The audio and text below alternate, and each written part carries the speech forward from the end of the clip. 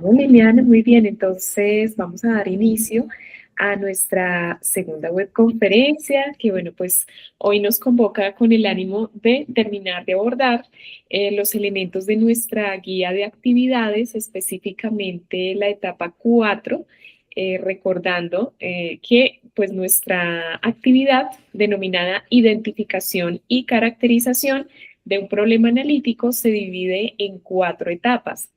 Nosotros abordamos las etapas, bueno, en la explicación de la dinámica de las etapas 1 a 4 en nuestra webconferencia de la semana pasada, que fue la primera, y también abordamos los elementos teóricos de las etapas 1 y 3.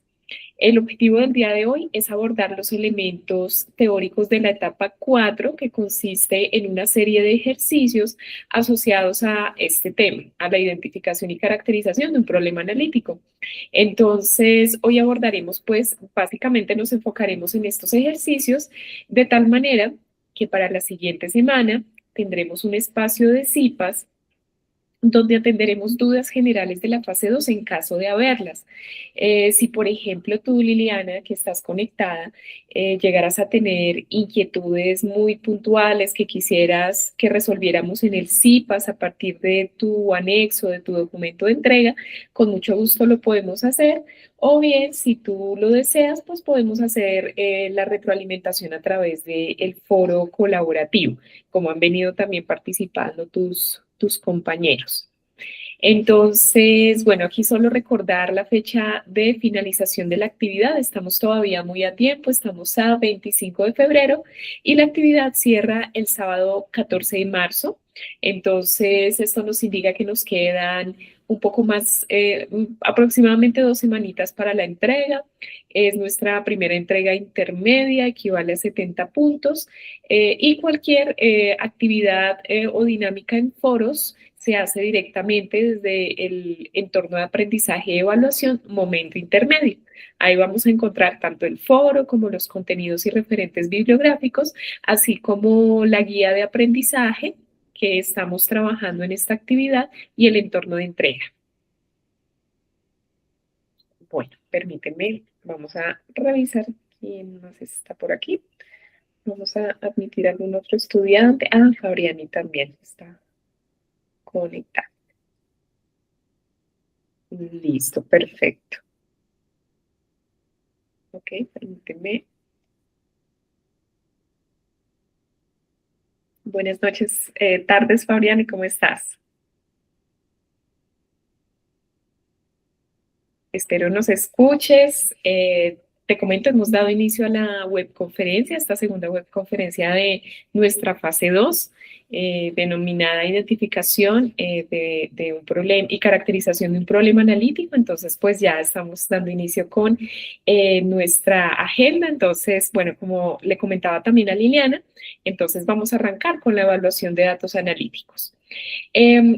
Esta dinámica para la etapa 4 la comentamos también en la anterior webconferencia. Comentábamos que en la guía de actividades se tiene en la etapa 4 un conjunto de ejercicios numéricos que van del 1 al 5. La idea es que cada estudiante elija un conjunto de ejercicios numéricos y deje indicada su selección en el foro. Por ejemplo, Pedro Pérez elijo el conjunto de ejercicio 3. Esto es muy importante dado que como los ejercicios no se pueden repetir entre estudiantes, pues es indispensable dejar allí la selección realizada. Aquí quiero preguntarte, Liliana, ¿tú ya elegiste algún conjunto de ejercicios o estás esperando la web para definir qué conjunto eliges? No, profesora, yo ya escogí el número 3. Ah, bueno, listo, perfecto. Déjame irme aquí al conjunto de ejercicios 3 solo para tener una idea de tu selección. ¿Esos ya los habías escogido en días anteriores en el foro o hiciste tu elección? No, señora, yo ya lo había escogido en el foro, escribí. Ah, bueno, y yo... Hace días, creo que fue la semana pasada. Ok, perfecto. Seguramente yo ya te respondí por allí. Sí, señora. Bueno, listo, Liliana. Vale, vale. Entonces, ok, bueno, pues mira, aquí todos, básicamente todos los conjuntos de ejercicios tienen una estructura muy similar. nos dan una situación en el ámbito de la ingeniería de alimentos, de la tecnología en calidad alimentaria, y por ejemplo, cada situación en particular, cada contexto tiene unos datos. Esos datos deben, bueno, debe realizarse un análisis, un tratamiento estadístico para poder dar solución a los puntos que aquí se indican. Quizás el punto diferencial del conjunto de ejercicios, por ejemplo, todos los ejercicios tienen 3 puntos, punto 1, punto 2, punto 3. Básicamente el punto 1 es el que tiene este contexto de los datos y el análisis estadístico. El punto 2 es una pregunta que incita al análisis de esos resultados que se obtuvieron en el punto 1, de tal manera que este se desarrolla con los resultados. Y el último, pues, es una pregunta teórica, básicamente, de los temas que hemos trabajado hasta este momento, teniendo en cuenta etapas 1, 2, 3 y 4. Entonces, es una pregunta muy puntual relacionada con el análisis estadístico que se responde de manera teórica, básicamente. Entonces, nosotros, pues, nos vamos a enfocar justamente en este desarrollo. Permíteme un segundito, vamos a admitir a otro estudiante. Bueno, buenas noches, Mía, y buenas noches, Fabiani, también. Entonces, bueno, buenas noches. Yo no te escuchamos, Mía, pero te saludamos. Tú estuviste hace 8 días con nosotros también. Listo, muy bien. Entonces, bueno, estábamos por aquí explicando un poquito la dinámica del conjunto de ejercicios. Ya vamos a hacer un ejercicio modelo para poner en contexto este desarrollo. Quería hacer una anotación aquí, y es que en cada conjunto de ejercicios vamos a tener un puntito diferencial, que es este último. Todo el análisis estadístico procede de la misma manera, pero este último punto es diferencial. Para algunos estudiantes se pide un análisis T-Student, que básicamente nos permite determinar un intervalo de confianza de nuestros datos, así que van a haber algunos conjuntos de ejercicios que tienen esta solicitud del intervalo de confianza. Y como en tu caso, Liliana, el último punto tiene que ver con, ya no con el intervalo de confianza de student, sino con el estadístico Q de Dixon, que es algo similar. Este es un análisis de descarte de datos. Este estadístico Q de Dixon nos va a permitir determinar si de los datos que me dan en mi ejercicio hay alguno que deba ser descartado. Por diferentes razones, ¿no? Porque entre los datos estén muy alejados, sea un dato que está atípicamente más lejos que los otros. Entonces, en ese sentido, esta prueba nos va a ayudar a realizar ese descarte. Entonces, bueno, el ejercicio que yo les traigo a continuación, pues tiene esos dos ejemplos, ¿no? Tanto la prueba T-Student como el estadístico Q de Dixon. Entonces, bueno, recordemos que este es el punto con mayor ponderación, equivale a 35 puntos. El objetivo, quizás dentro de los tiempos o fechas sugeridas, es que pueda desarrollarse del 5 de marzo al 11 de marzo. Pero claro, por supuesto, si ya hemos avanzado en las otras etapas, pues lo que queda es desarrollar este ejercicio, que se puede fácilmente desarrollar desde ahora con estos insumos que tenemos y que vamos a tener el día de hoy con la grabación de la webconferencia. Listo. Muy bien. Entonces, bueno, ya ahora volvemos al tema de las entregas. Vamos a hablar entonces de la evaluación de datos analíticos. Vamos a hacer un ejercicio de práctica, no sin antes considerar algunos elementos importantes teóricos que nos van a permitir entender este análisis estadístico. Entonces, bueno, aquí tenemos 3 tableritos, cada uno con una serie de dardos. Vamos a considerar en esos tableros que nuestro valor óptimo, nuestro valor esperado se encuentra en el centro del tablero, ¿no? Cuando nosotros lanzamos dardos, y hemos lanzado alguna vez dardos en un tablero, queremos llegar siempre al centro. Entonces, aquí hay 2 parámetros análogos. Esta es una analogía básicamente. 2 conceptos que vamos a tratar de asociar a estos tableros, que es el concepto de exactitud y el concepto de precisión. Este concepto de exactitud se refiere a qué tanto mis medidas se acercan a un valor denominado como correcto o como teórico, también llamado valor verdadero, que nuestro tablero sería aquellos datos o aquellos dardos que se acercan al centro del tablero. A eso se refiere mi exactitud, qué tanto me acerco yo a ese valor verdadero. Y la precisión se refiere a qué tan cercanos están los valores medidos entre ellos. Entonces, en este sentido, aquí se referiría a qué tan cercanos están los dardos entre ellos. En ese sentido, yo quisiera preguntarles, ¿cómo consideran ustedes que sean aquí esos elementos, tanto exactitud como precisión, en este primer tablero? ¿Son regulares, son buenos, son malos? ¿Cómo será la exactitud y la precisión en este primer tablero? ¿Qué creen ustedes?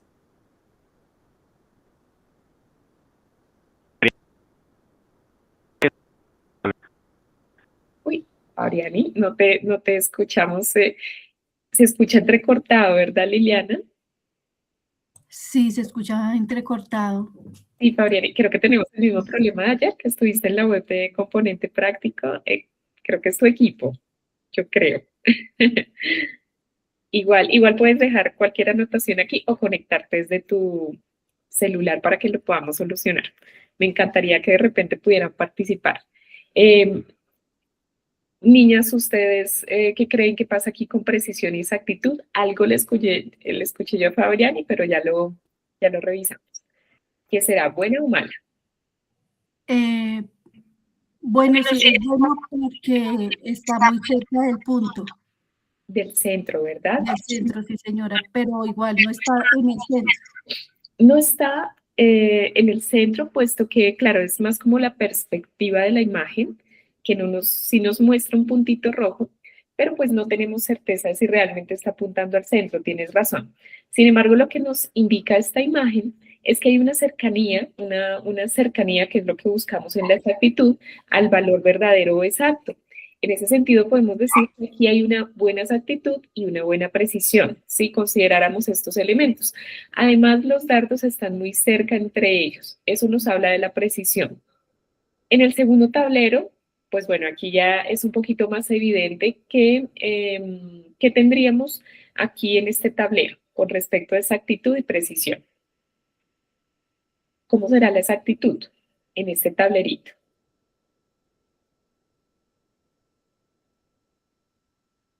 Ay, perdón, qué pena con ustedes que se me desconectó aquí.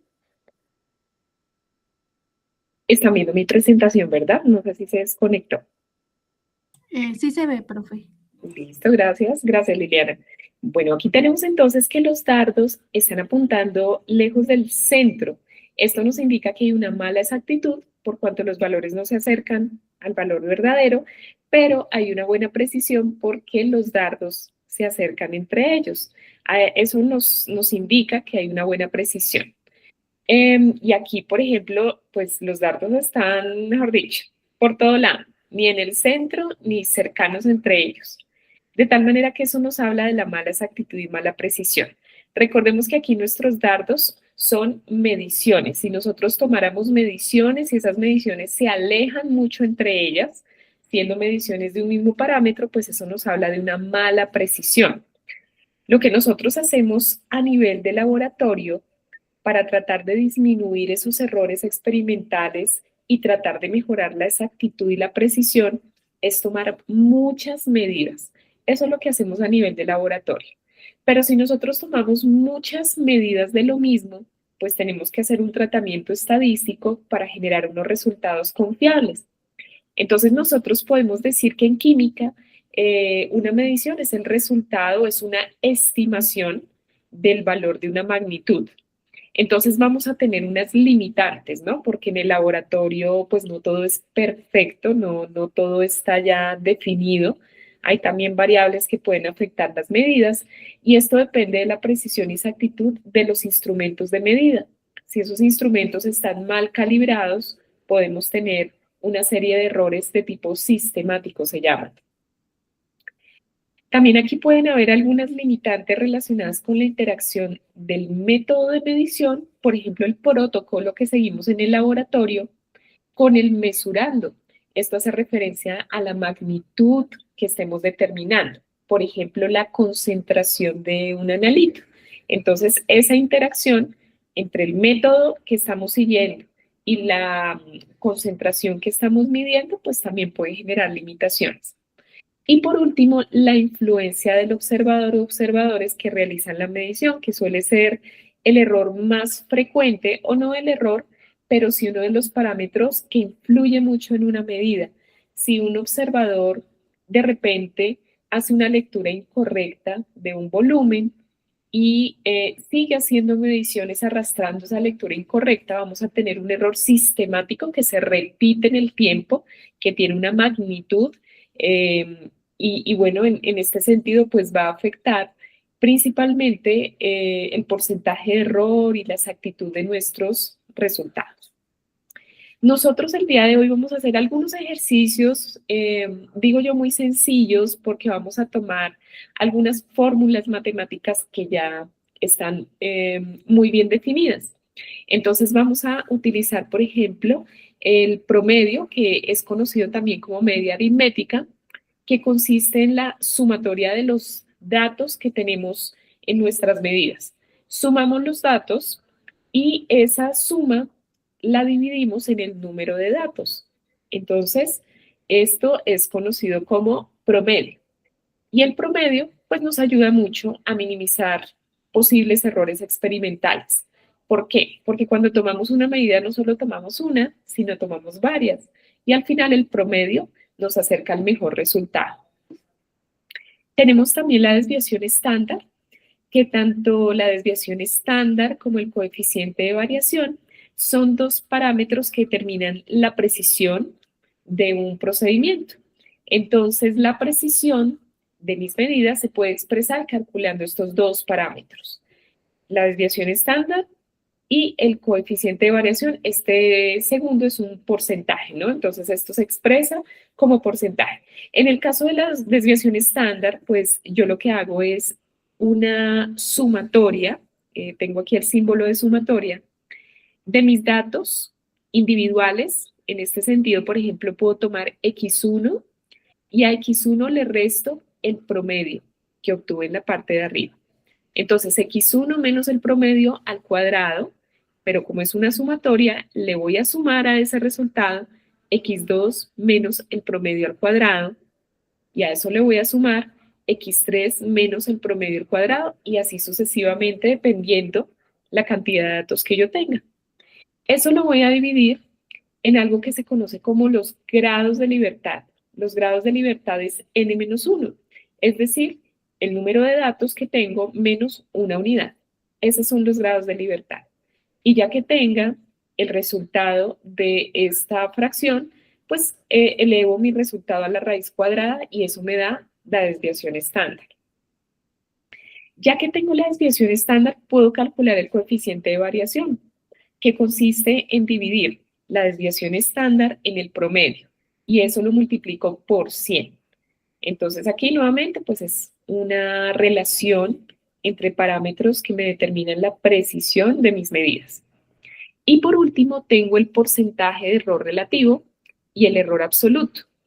Entonces, para calcular el porcentaje de error, yo necesito conocer el error absoluto, que es este que tengo en el numerador, y dividirlo en XA. Para efectos de de la parte estadística, XA representa el valor teórico o ese valor real que en analogía con nuestro tablero de dardos representaba el centro del tablero. Ese sería el valor real o el valor teórico dependiendo de lo que esté midiendo. Entonces, calculo el error absoluto, lo divido en XA y esto lo multiplico por 100. Este resultado me va a dar el porcentaje. ¿Pero qué es el error absoluto? El error absoluto es un valor absoluto, por eso coloco estas dos líneas acá, de la resta entre el promedio menos el valor real o teórico. ¿Sí? Entonces, genero esta resta, es un valor absoluto porque aunque me dé negativo lo voy a dejar sin signo, eso es un valor absoluto. Entonces, hago esta operación, ese sería mi numerador, lo divido en el valor teórico por 100 y eso me va a dar el porcentaje de error. Esta tablita es muy útil, pero vamos a verla en la práctica, ¿listo? Entonces, vamos a hacer un ejercicio modelo. Es un ejercicio muy similar a los que tenemos en la guía, pero vamos a darle su análisis estadístico.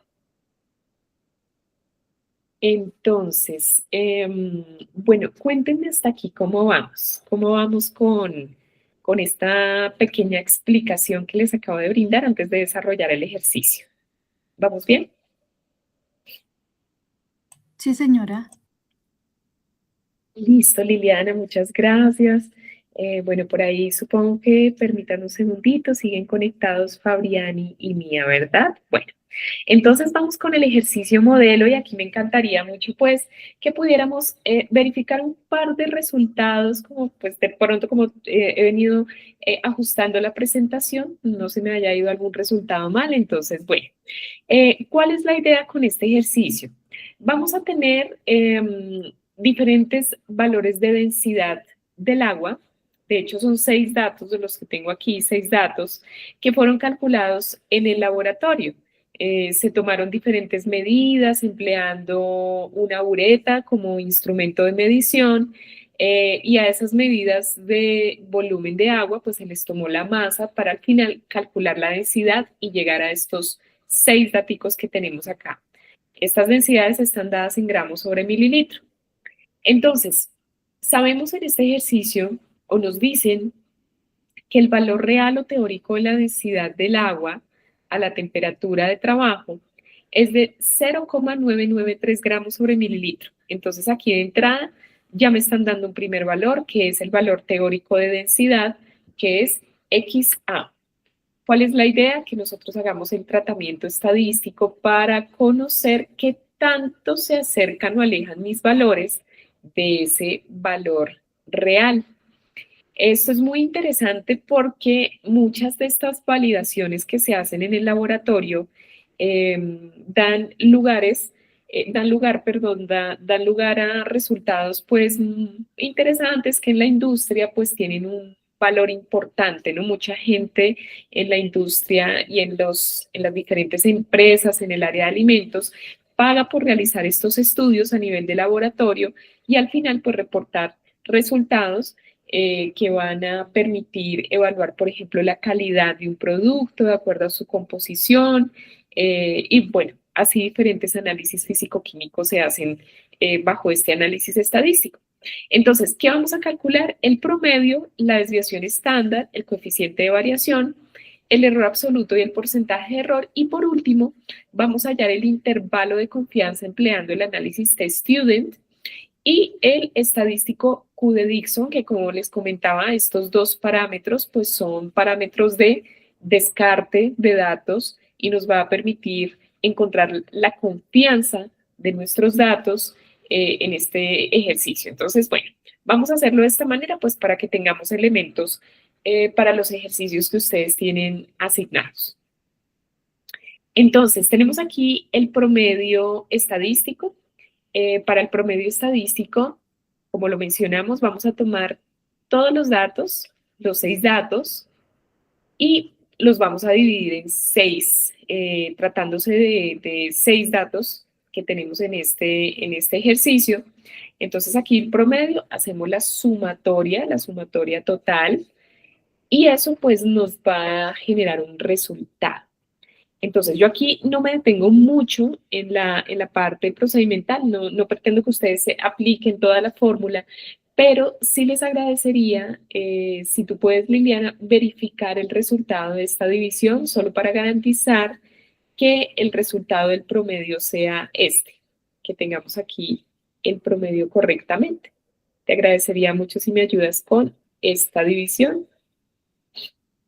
Sí, señora, un momento. Listo, Liliana, mil gracias. Igualmente yo también lo corroboro, porque te digo, hicimos unos ajustes, entonces solo para asegurar. Sí, señora.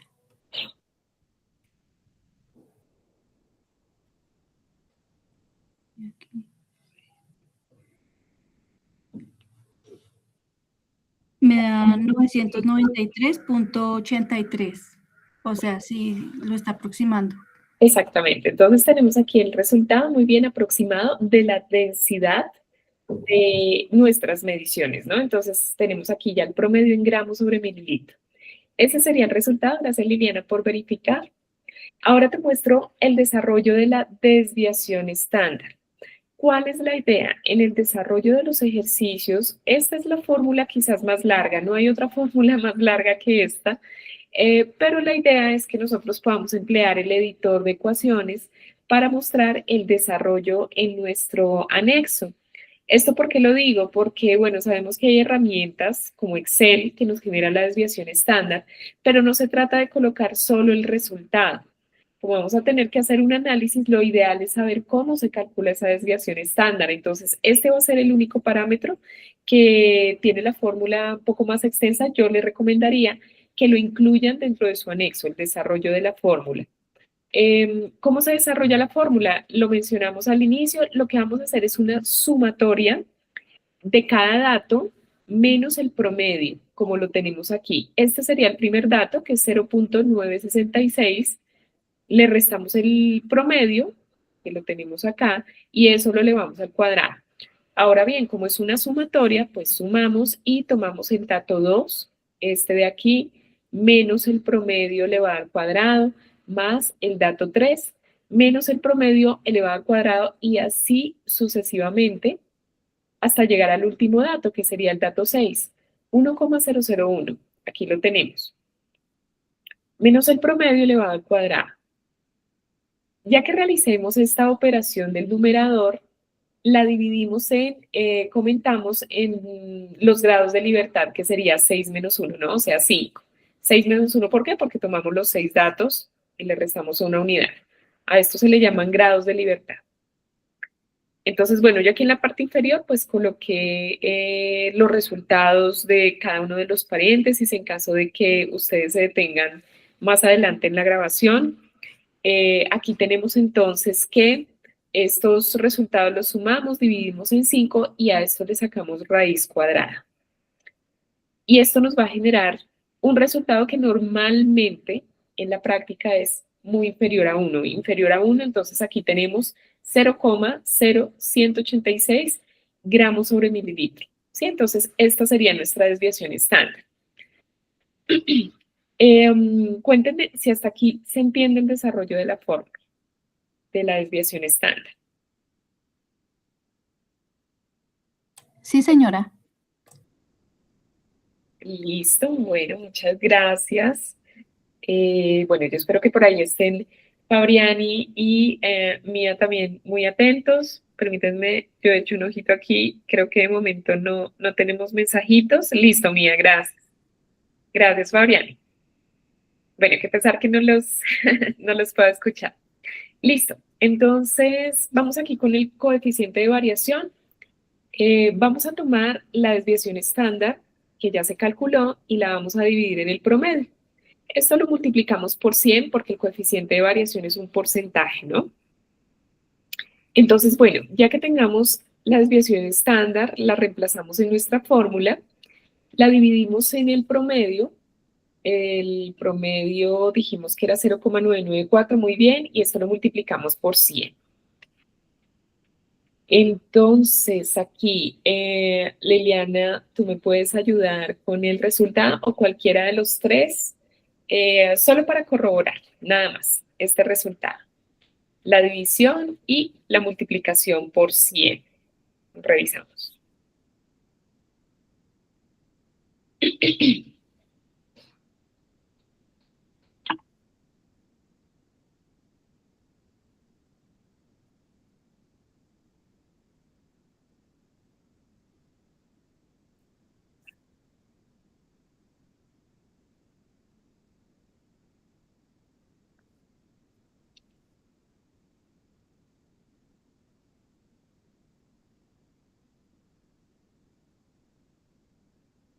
Bueno, yo por aquí ya tengo el resultado. No sé, Liliana, si tú tienes la respuesta.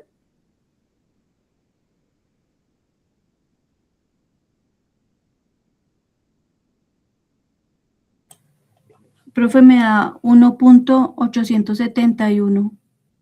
Listo, muy bien. Perfecto. Esto lo representamos como porcentaje, ¿no? Aquí, bueno, si tuviéramos, gracias por el resultado, si tuviéramos en cuenta las cifras significativas, hay una regla de cifras significativas que me indica que en operaciones matemáticas, normalmente yo tomo en el resultado el número que tenga menor cantidad de cifras significativas. Sin embargo, aquí pasa que tengo 3 arriba y 3 abajo, ¿no? Porque los ceros a la izquierda del número no son significativos. Entonces, dado que tengo 3 y 3 cifras, pues al final mi resultado lo dejo también con 3 cifras significativas, por eso lo dejo como 1,87. Entonces aquí ya es un poco más fácil en la medida que para el caso del error absoluto, recordemos que la finalidad aquí es hallar el porcentaje de error del procedimiento de los datos. Entonces para hallar el porcentaje de error necesito el error absoluto. Y el error absoluto lo calculo como el promedio menos el valor real. En todos sus ejercicios debemos garantizar que haya un valor real o un valor teórico, que en este caso sería 0,993 gramos sobre mililitro para este ejercicio en específico.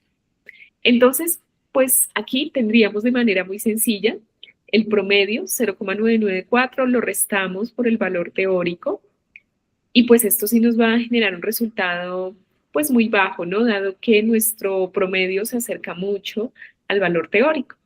Entonces, el error absoluto sería igual a 1 por 10 a la menos 3.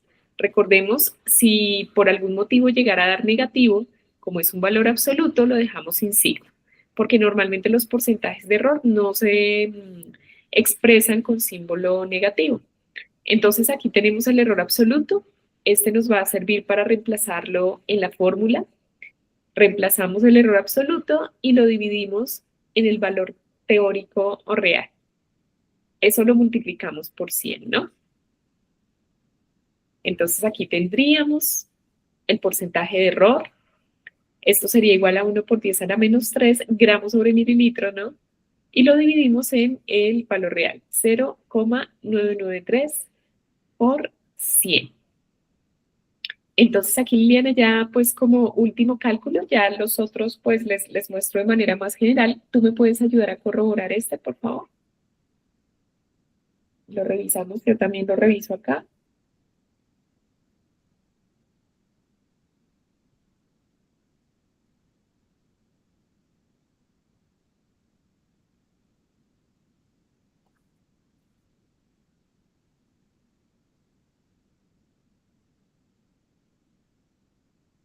Miremos a ver. Bueno, permítanme un segundito.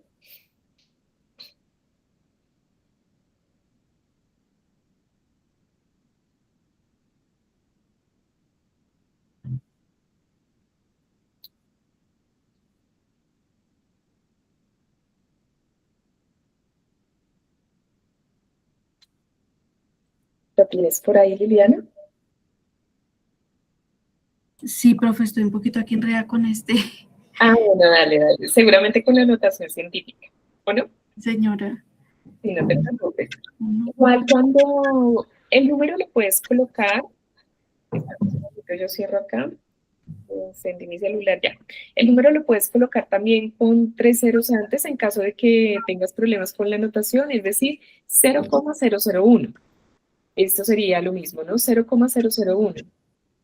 O en tu calculadora se puede colocar como 1 exponente a la menos 3, es otra manera de expresar la notación científica. 1 exponente a la menos 3. Pero en esencia es 0,001. 0,001, profe. Sería el numerador sí. 0,001. Sí. Y pues eso lo divides, ¿no? Lo multiplicas por 100. Aquí nos da un resultado bastante interesante, muy bajito, que es lo ideal. 100.805. Te da 100. Sí. A ver, si quieres lo revisamos otra vez. Verifica que sea 0,001 el numerador. Sí, señora. 0,001 y eso lo divides en 0.993. Tutora, Ahí. a mí se me salió 0,100. Bueno, bien. ¿verdad? Ya te escuché. Sí, 0,100. De pronto yo creo que la anotación científica, Liliana, debes revisarla porque esto también lo debes considerar en tu ejercicio, ¿no? Sí, señora. Listo. Bueno, aquí tenemos el porcentaje de error entonces. Sería 0,100. Revisa nuevamente notación científica. Y bueno, aquí ya entramos al elemento distintivo de los dos ejercicios. Muy seguramente Fabriani, Mía o Liliana, ustedes escogieron, si no lo han escogido, escogerán un conjunto de ejercicios que tiene un último punto para determinar el intervalo de confianza. Si ustedes se dan cuenta, aquí hasta el momento hicimos un análisis estadístico básico. Y el conjunto de ejercicios que ustedes tienen también tiene 6 datos, de tal manera que procedemos de una manera muy similar, pero con el contexto que ustedes tengan en su ejercicio. Si en ese conjunto de ejercicios les aparece la aplicación del análisis T-Student, pues vamos a hacer un ejemplo para nuestro conjunto de datos. Finalizado este, nos va a tomar unos minutos, pasamos al estadístico Q de Dixon, que es el que tú necesitas, Liliana, para poder desarrollar tu ejercicio. Sin embargo, no sobra que conozcas esta prueba, que la vas a ver también en el laboratorio. Entonces, ¿qué es lo que vamos a hacer nosotros aquí? Yo quiero mostrarles como con un dibujito para hacer esto más ilustrativo. Y es que en este ejercicio, además de los datos anteriores, nos están pidiendo el intervalo de confianza empleando un análisis T-Student a 2 colas con un nivel de confianza del 95%. ¿Qué quiere decir esto? Una traducción de este parámetro que nos están pidiendo. Nos están pidiendo el rango que comprenden nuestros datos con un 95% de confianza. Aquí vamos a tener en cuenta en este gráfico que en la mitad va nuestra media poblacional, conocida también como promedio, ¿no? Cuando nosotros sacamos y estimamos un promedio, normalmente ese promedio se ubica en medio de toda mi serie de datos. Es como si yo tuviera todos estos datos de menor a mayor, aquí en esta recta numérica de menor a mayor, ¿sí? Y en la mitad tengo mi promedio. Entonces, si yo tuviera todos mis datos, ¿no? Esta curva representa en su totalidad el 100% de mis datos, yo puedo determinar un intervalo de confianza que me indique qué datos se encuentran rodeando la media poblacional con un 95% de confianza.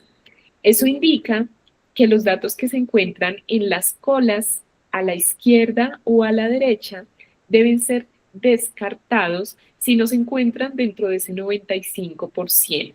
Sí, quiere decir que aquí tengo un 2,5% y un 2,5% de mis datos.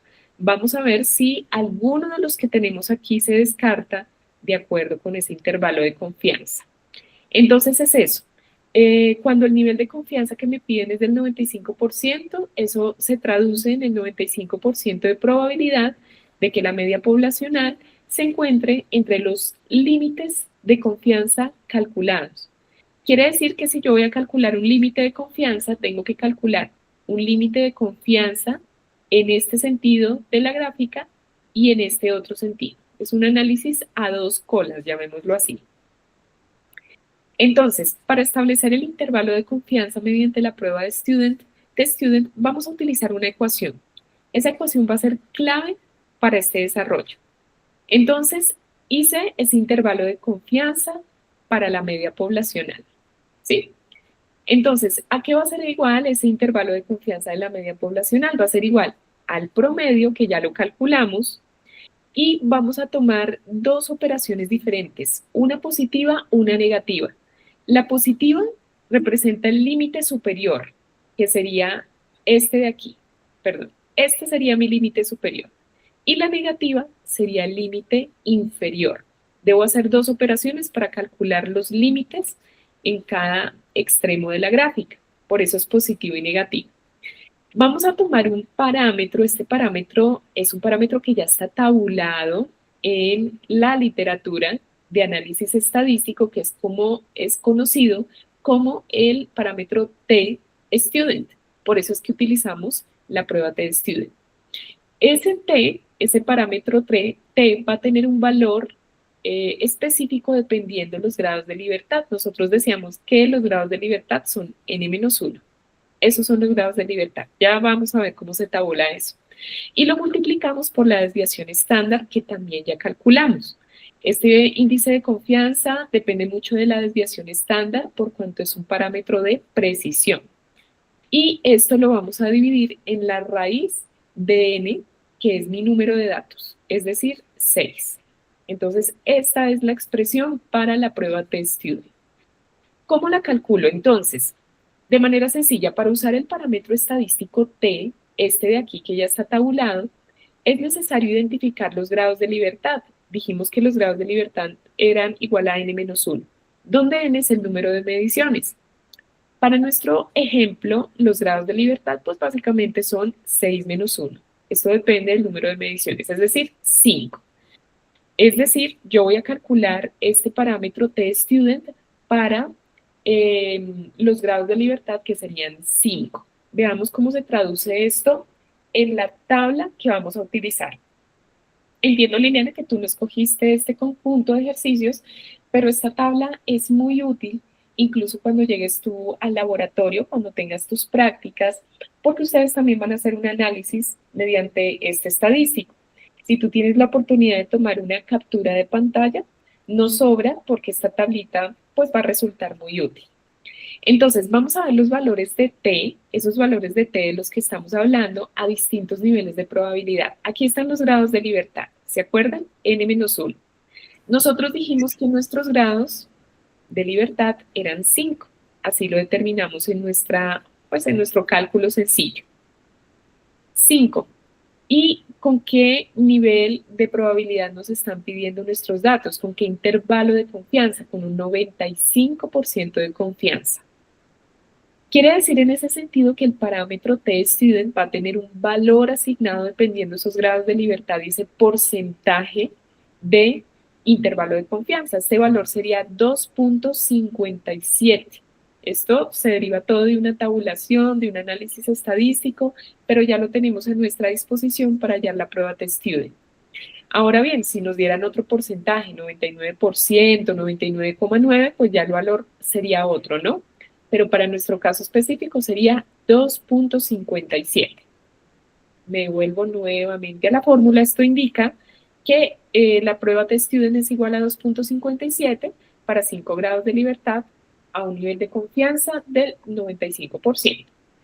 Entonces, aquí ya lo que hacemos es, para finalizar, porque es algo relativamente corto, aplicar las ecuaciones correspondientes para calcular el límite inferior en mi gráfica y el límite superior.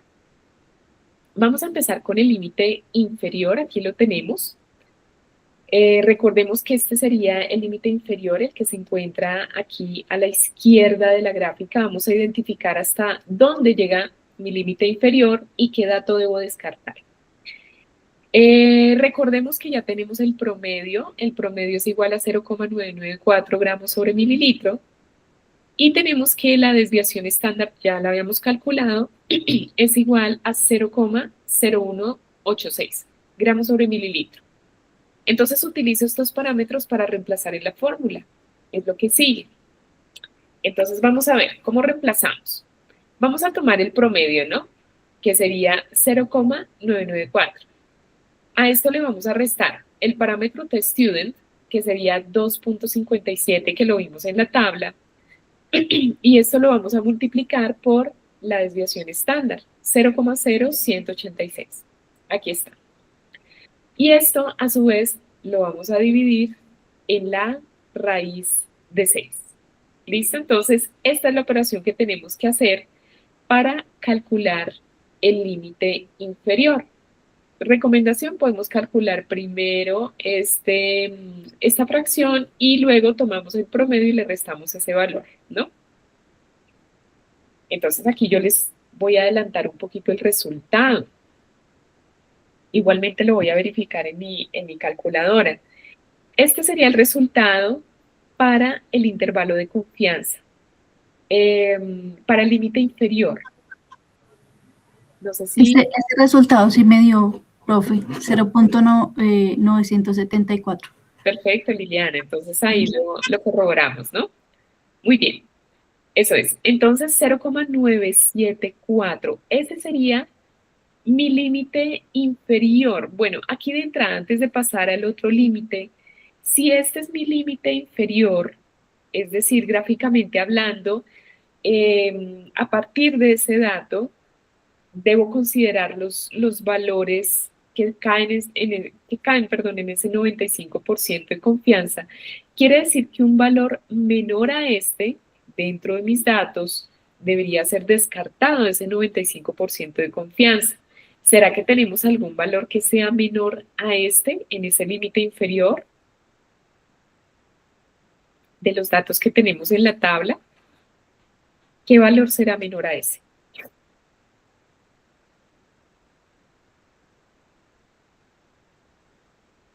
¿0.966? Exactamente. Ese es el único que tenemos inferior. Quiere decir que este ya no cae dentro de ese 95% de confianza. Por tanto, si somos estrictos con ese porcentaje, este dato de entrada debería ser descartado, ¿no? Entonces vamos con el otro cálculo y ahí vamos entendiendo un poquito más. Entonces ahora vamos con el límite superior. Para el límite superior nuevamente tomamos promedio, tomamos el parámetro test-student, lo multiplicamos por la desviación estándar y dividimos en la raíz de 6, que en este caso pues ya es una suma, ¿no? Entonces, pues bueno, miremos cuánto nos daría esto.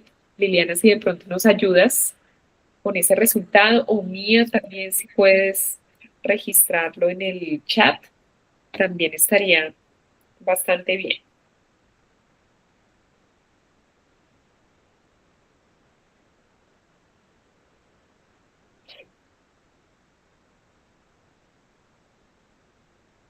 Profe, me sale 1.013.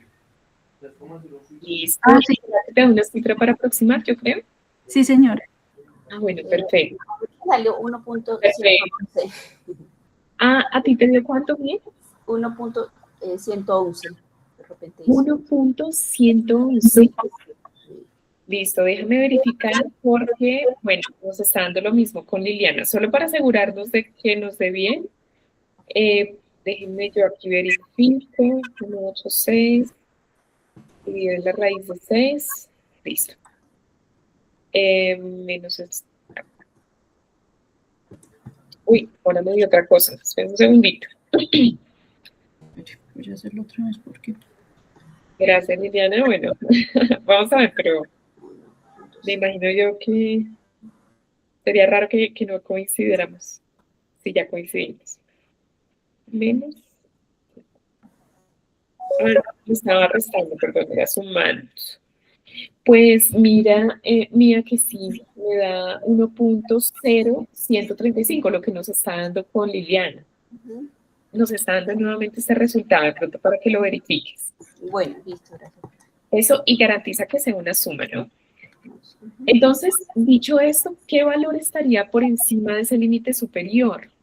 Dentro de los datos que tenemos acá, ¿será que hay alguno que supere este valor? Dentro de nuestro rango de datos. Sí, profe, 1,022. Exactamente, este que tenemos acá. Entonces voy a señalarlos aquí. 0.966 y 1.022 salen de ese rango del 95%. Tengo mi límite inferior, tengo mi límite superior, quiere decir que con un 95% de confianza se puede estimar que el intervalo de confianza de las mediciones será este. Sí, entonces mis mediciones al 95% van a estar entre estos dos valores, descartando entonces la medida 1 y la medida 3 dentro de ese intervalo de confianza, ¿no? Nuevamente les digo, este 95% se ha definido, hay más porcentajes, incluso mayores, pero esto depende también de la cantidad de datos que se tengan. Entre más datos hayan, si el grupo de datos es mucho mayor, pues normalmente estos porcentajes lo que hacen es refinar esos resultados, ¿no? Que tengamos los más cercanos posibles al promedio y por tanto al valor real. Es básicamente eso. Entonces es así como se desarrolla la prueba de Student. Si ustedes ven así algún ejercicio relacionado, pues pueden elegirlo para poder aplicar entonces la fórmula. Pero ya ustedes vieron, necesitamos los parámetros estadísticos bien calculados para que esto nos dé bien. Y bueno, por último, vamos con el estadístico Q de Dixon. Este considero pues es un poquito más sencillo, algo más mecánico. Ya lo vamos a ver.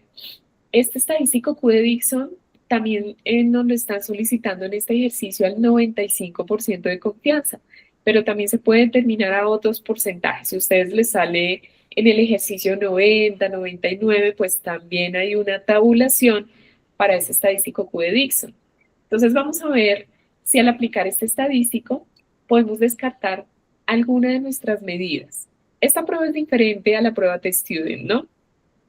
Es un estadístico diferente, entonces pues vamos a ver si podemos descartar alguno o no, porque también puede pasar que ningún dato se descarte con el estadístico Q de Dixon. Entonces la prueba Q es un criterio para descarte de datos.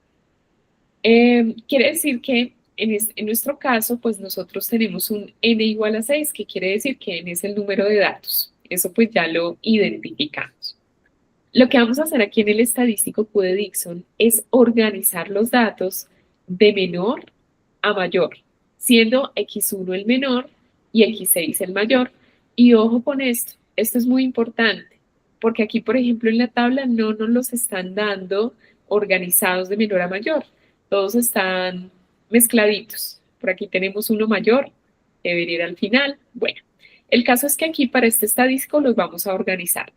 Si observamos, aquí los tenemos todos en orden ascendente, siendo el menor 0,966 y el mayor 1,022. Entonces, bueno, aquí tenemos todos nuestros datos. Vamos a determinar aquí, o vamos a agregar dos conceptos, uno que es el concepto de amplitud. La amplitud corresponde básicamente a la medida que tengo entre x1 y x2. Dicho de otra manera, esa amplitud se conoce como el rango que tengo aquí, que sería en esencia x2 menos x1. Es el rango de valores que tengo acá, x2 menos x1. Y tenemos otro concepto que es el concepto de intervalo, que corresponde a todo mi rango de datos. ¿Cómo determino ese intervalo? Restando x6, que es el mayor, menos x1, que es el menor. Entonces yo puedo decir que Q, en nuestro ejercicio, Q o el estadístico Q de Dixon, va a ser igual a la amplitud dividido en el intervalo. Quiere decir que yo puedo tener varias amplitudes. En este caso voy a tener una amplitud aquí, una amplitud acá, otra acá, otra acá, otra acá, para un total de 1, 2, 3, 4, 5 amplitudes. Tengo que hacer 5 desarrollos para poder calcular Q, pero ya lo vamos a ver paso a paso. Entonces, tenemos que la amplitud para este primer pasito se va a denominar, va a ser x2 menos x1. Aquí lo tenemos. Esa sería la amplitud. Y el intervalo, como lo mencioné, sería x6 menos x1. Aquí vamos a tener en cuenta algo muy importante. Así como en el estadístico de T-Student, nosotros comparábamos con una tabulación, nosotros el valor de Q que obtengamos lo vamos a comparar con una tabla o lo vamos a comparar directamente con un valor llamado Q crítico. Así se va a llamar ese valor frente al cual vamos a comparar, Q crítico. Y Q crítico ya tiene un valor designado de acuerdo a este porcentaje de confianza. Les muestro. ¿Cuál va a ser el parámetro de rechazo de mis datos? ¿Cómo sé yo que debo rechazar x1, x2, x3? De la siguiente manera. Primero debo calcular Q para cada amplitud. Y ese valor de Q lo voy a comparar con el Q crítico. Vamos a rechazar el dato que estemos trabajando o los datos que estemos trabajando si Q, este Q, es mayor al Q crítico. Entonces, ¿cómo sabemos cuál es el Q crítico frente al cual vamos a comparar? voy a tener en cuenta mi porcentaje de confianza, que en este caso sería el 95%. Y ojo con esto que aquí en esta columna tengo el número de observaciones o de datos. A diferencia de la prueba de Student que consideraba los grados de libertad, que es N-1, aquí yo considero el número de datos, no de grados de libertad. Quiere decir que en este caso, para Q, mi número de observaciones va a ser 6. Entonces aquí lo tengo. Tengo 6, que sería mi número de observaciones, y al 95% de confianza, el Q crítico sería igual a a 0,625 para 6 observaciones. Entonces, ojo con esto, ustedes tienen que revisar cuántos datos tienen en su ejercicio y en función de eso lo relacionen con este recuadro. Yo haré lo posible igualmente por colocarles estos cuadros en el foro, pues para los estudiantes que no pudieron asistir a la web, porque esto ya está tabulado en la literatura.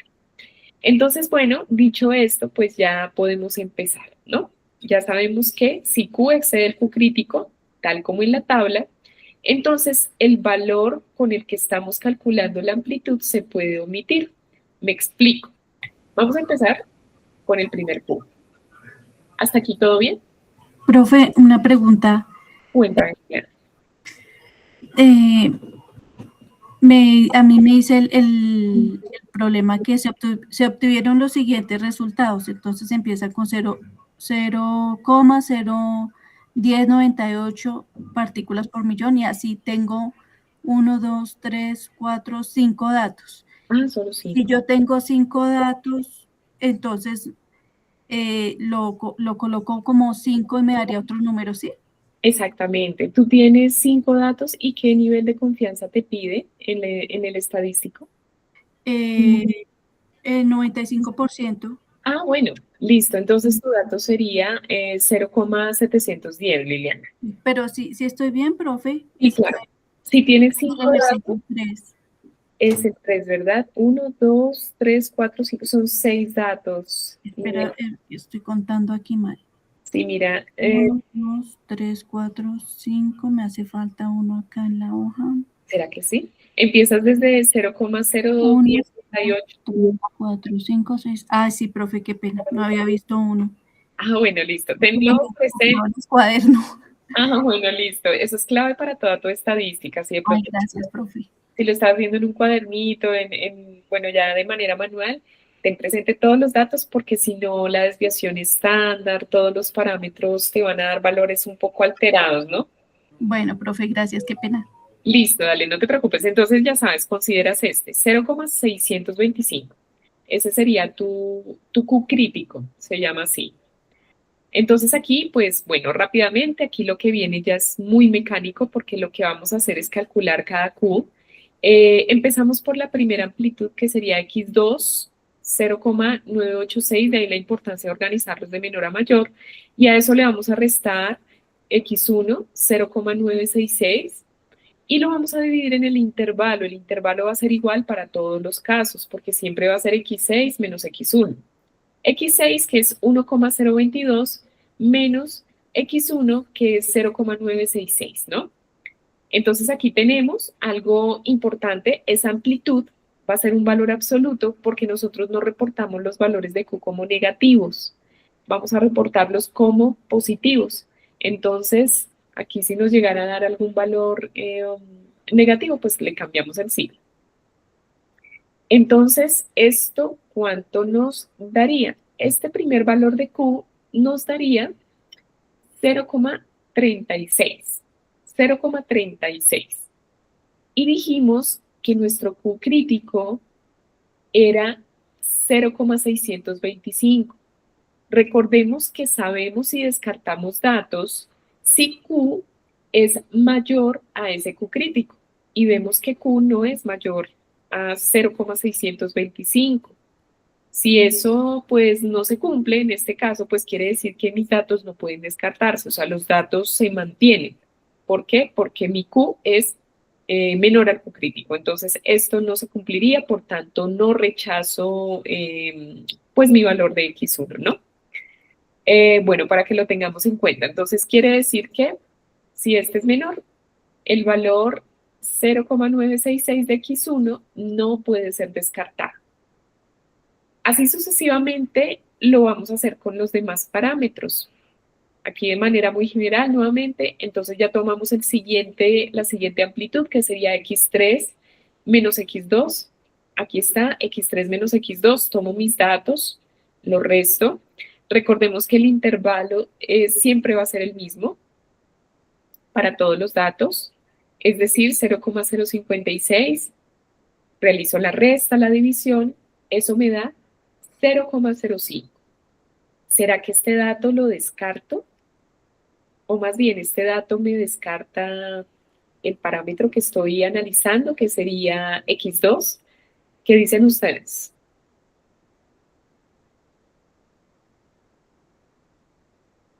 ¿Qué pasa con Q aquí? ¿Será que es menor o mayor al Q crítico? Es menor al Q crítico. Muy inferior, exactamente. Muy No se puede descartar, ¿cierto? No podemos descartar. Incluso esta prueba de descarte, si bien la literatura dice que el valor no se descarta, que sería X2, el siguiente en mi amplitud, no se descarta.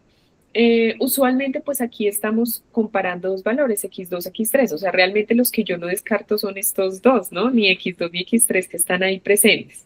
Suele coincidir que ya para el siguiente dato, que sería X4 menos X3, que es la siguiente amplitud, lo mismo, realizo la resta.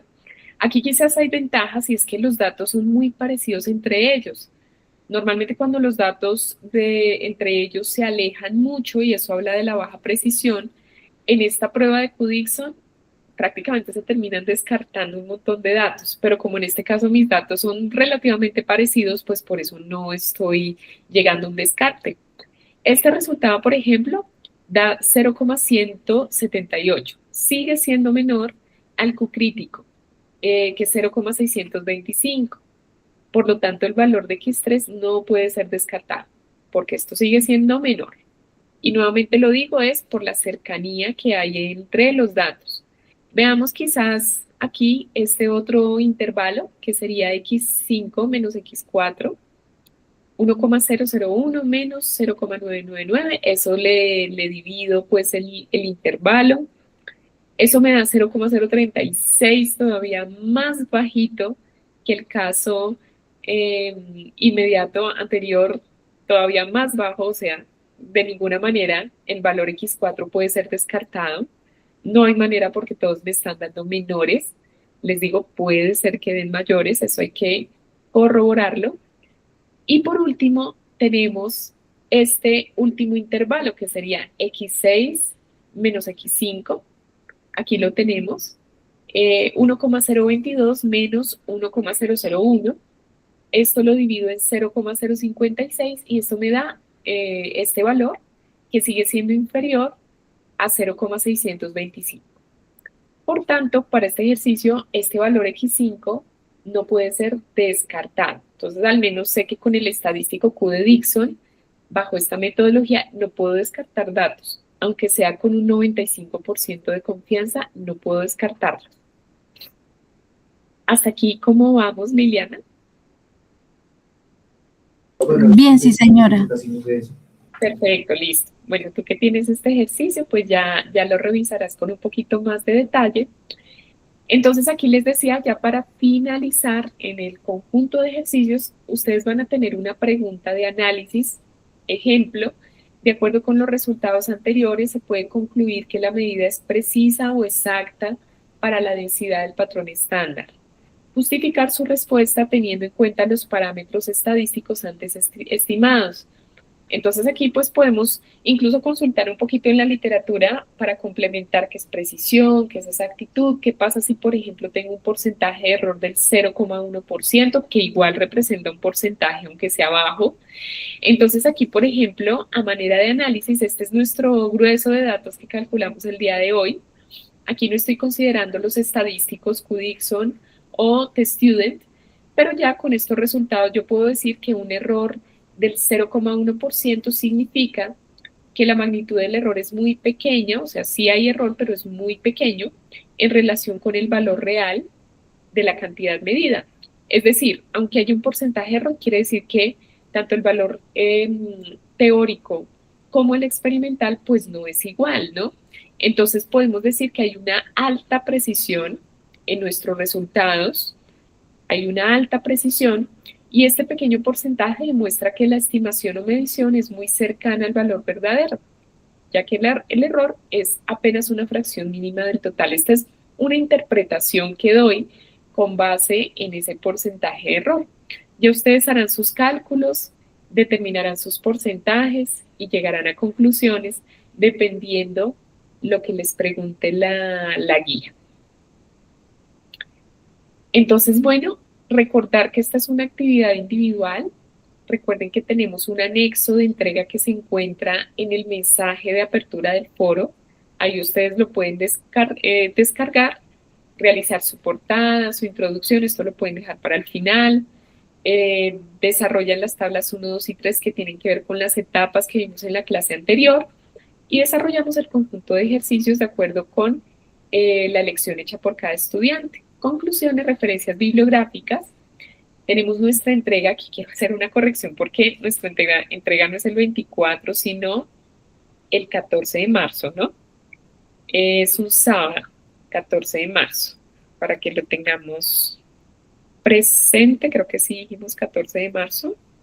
Sí, 14 de marzo y también, pues bueno, esta sería la bibliografía consultada. Entonces, cuéntenme cómo estamos. ¿Se entiende? ¿No se entiende? Recuerden que tenemos CIPAS dentro de 8 días, por si ustedes quisieran llevar sus ejercicios, compartir dudas, pues con mucho gusto las podemos atender. Ahora bien, si ustedes prefieren hacerlo por el foro, no pasa nada. Lo podemos hacer por este medio. ¿Cómo estamos hasta aquí, Liliana? ¿Se entiende? Fabriani, Mía, cuéntenme. Sí, señora, sino que pues ya uno mirando la grabación y ya con los ejercicios de uno, entonces lo hace uno más calmadito, pero sí se entiende, sí, señora. Ah, bueno, Liliana, me alegra mucho que se entienda, además porque ya con esto tendrías tu conjunto de ejercicios. Yo igualmente les comparto la grabación en un momentico, espero hacerlo mañana a primera hora, la subo a los foros, a sus correos, como usualmente se las envío, y ya con eso pues pueden seguir un poquito el paso a paso. Listo, Fabriani. Me da mucho gusto tenerlos acá, Fabriani. Yo voy a considerar, creo les había comentado, no sé si les dije, unos puntitos por asistencia a webconferencia. Normalmente yo les doy unos 5 puntos a los estudiantes que asisten, que se suman al final en la actividad como incentivo. Entonces, ahorita los registro pues, para tenerlo presente en la calificación. Les agradezco mucho. Tutora, una preguntita, disculpe. Claro, Ayer hubo web de las prácticas, ¿ya lo subió? Es que no he revisado, qué pena. Sí, Mía, sí, ¿verdad? Yo ya les envié esa información. De hecho, mira, la subí y se las envié al correo. Grabación web componente práctico. Fue muy cortita, nos acompañó Fabriani en esa web. Creo duramos como unos 20 minuticos, entonces yo te invito a que la veas. Es un video extenso, así que lo puedes revisar, pero ya está en los foros también. ¿Listo? Ah, bueno. Gracias, tutora. Listo, mía, con gusto. Con gusto, les envío un gran abrazo y pues espero pasen una feliz noche, que puedan descansar. Les agradezco mucho. Muchas gracias, tutora. Feliz noche para todos. Gracias, Liliana. Chao, Fabrián, y chao, Mía. Una feliz noche. Muchas gracias.